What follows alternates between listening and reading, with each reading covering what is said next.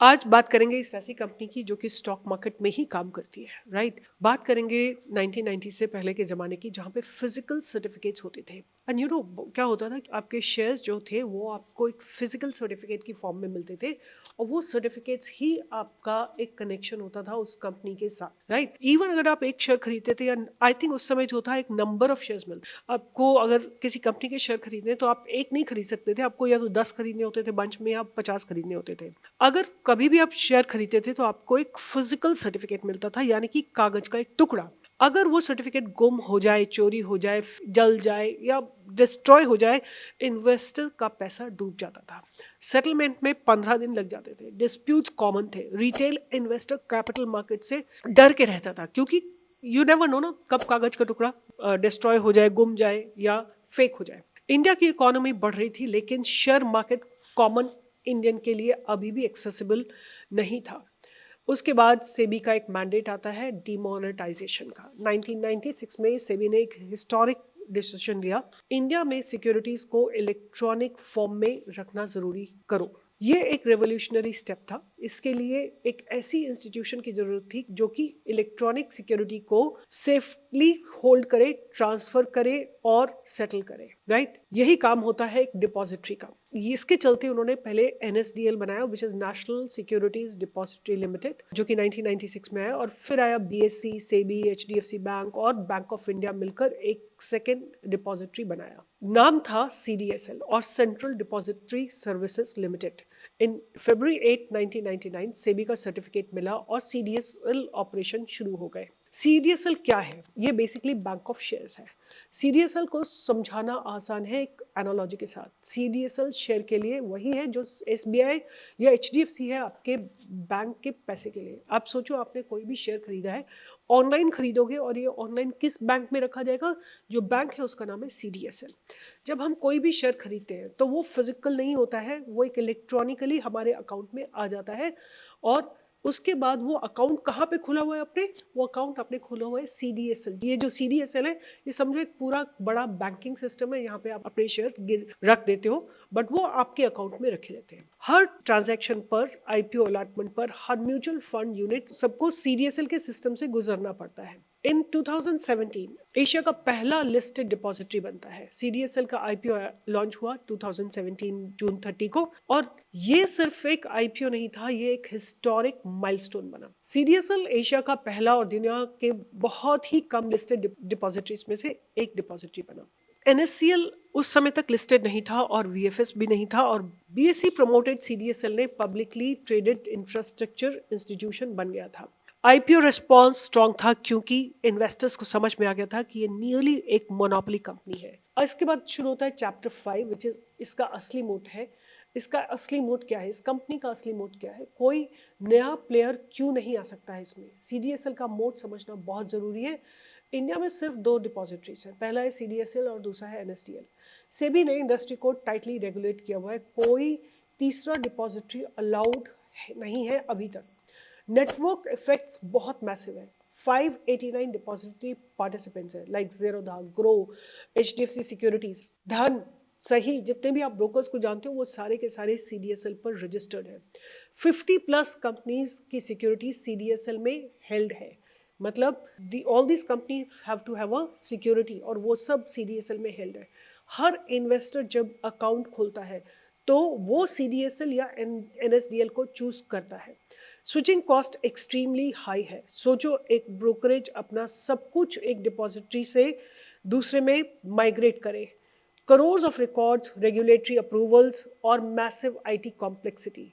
कोई नहीं करता जब तक कि कोई एक्सट्रीम रीजन ना हो। सो रिजल्ट, सीडीएसएल के क्लाइंट्स टिकी हैं, रेवेन्यू प्रिडिक्टेबल है, ग्रोथ स्ट्रक्चरल है। देन शुरुआत होती है सिप की। सिप का रेवोल्यूशन आता है, सीडीएसएल का अनएक्सपेक्टेड विंडफॉल हो जाता है। ईयर 2016-17 में इंडिया में सिप, सिस्टमैटिक इन्वेस्टमेंट प्लान का बूम आया। ज़ीरोधा, ग्रो, अपस्टॉक्स जैसे डिस्काउंट ब्रोकर्स ने लैक्स ऑफ न्यू इन्वेस्टर्स लाए। कोविड के बाद 2020 एंड 2021 के बाद एक और एक्सप्लोजन आया मार्केट के अंदर, और हर नया इन्वेस्टर इज इक्वल टू एक नया demat account, is equal to CDSL का एक नया रेवेन्यू स्ट्रीम। ईयर 2019 में इंडिया में 3 करोड़ डीमैट अकाउंट थे, 21 में ये बढ़ के 5 करोड़ हो गए, 23 में ये बढ़ के 11.56 करोड़ हो गए और ईयर 25 में यही बढ़ के 15.3 करोड़ हो गए, and that too be in CDSL अलोन। इन ईयर 2025 CDSL ने 3.373 करोड़ नए डीमैट अकाउंट सिर्फ एक साल में ऐड किए हैं।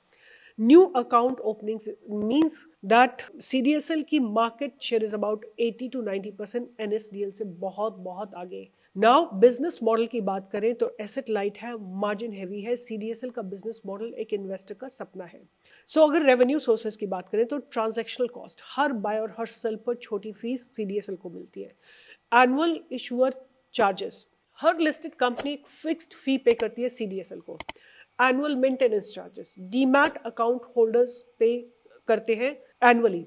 फिर online data charges, KYC revenue subsidiary CDSL ventures CVL के through, and then fifth is e-voting, AGM, e-notices services. Fixed cost structure, technology, compliance और IT infrastructure. Most fixed revenue बढ़ने पर मार्जिन सीधा प्रॉफिट में convert हो जाता है।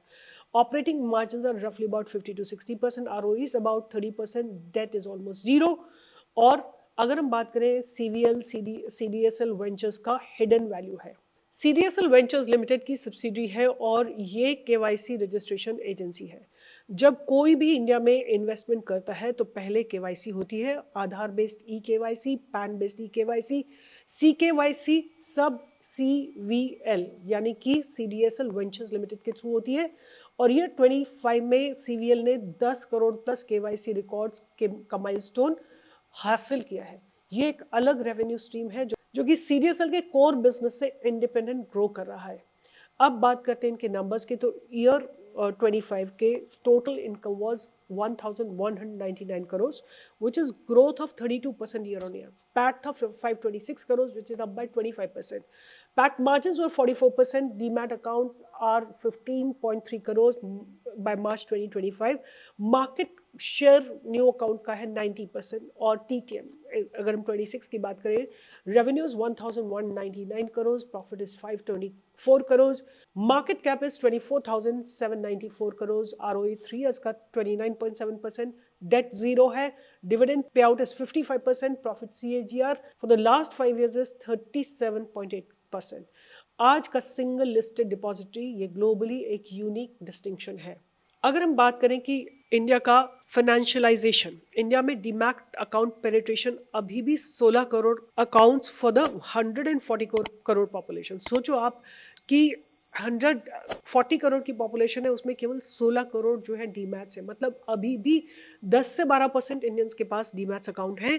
China से अगर हम कंपेयर करते हैं तो उनके पास 200 मिलियन प्लस रिटेल इन्वेस्टर्स हैं, और अगर हम USA से कंपेयर करते हैं वहाँ पे 150 प्लस मिलियन इन्वेस्टर्स हैं।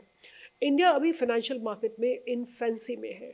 हर नया investor is equal to CDSL का नया customer, and that means additional growth drivers हैं इनके पास। इंश्योरेंस डीमैट, IRDAI ने इंश्योरेंस पॉलिसीज के डीमैट मटेरियलाइजेशन को पुश किया है। CDSL की subsidiary CIRL which is CDSL insurance depository इस स्पेस में है। कमोडिटीज को डीमटेरियलाइज किया है CCRL which is CDSL commodities repository warehouse, receipt को इलेक्ट्रॉनिक फॉर्म में भी रख रही है। अकाउंट एग्रीगेटर की बात करें तो CDSL एक फाइनेंशियल डेटा एग्रीगेटर पायलट में है। Bonds and debenture retail bond market grow हो रहा है, तो यहाँ पे भी इनका ग्रोथ दिखाई दे रहा है। और फाइनल थॉट की बात करें, जब हम जीरोधा पर एक स्टॉक खरीदते हैं और जब हम ग्रो पर एक सिप करने जाते हैं, जब कोई IPO अलॉटमेंट होता है तो CDSL वहाँ होती है। बैकग्राउंड में इनविजिबल है और बट इंडिस्पेंसिबल है। यही है CDSL का असली मोट, वही इंफ्रास्ट्रक्चर जो दिखता नहीं है लेकिन जिसके बिना सिस्टम रुक जाता है। एक 1999 में बनी कंपनी आज 15 प्लस करोड़ इंडियंस की सिक्योरिटीज़ की गार्जियन है और इंडिया के ग्रोइंग रिटेल इन्वेस्टर क्लास के साथ कंपाउंड कर रही है। The company is CDSL, it's a monopoly company. यही CDSL की कहानी है, हर डीमैट अकाउंट के पीछे का इनविजिबल अनसंग जॉइंट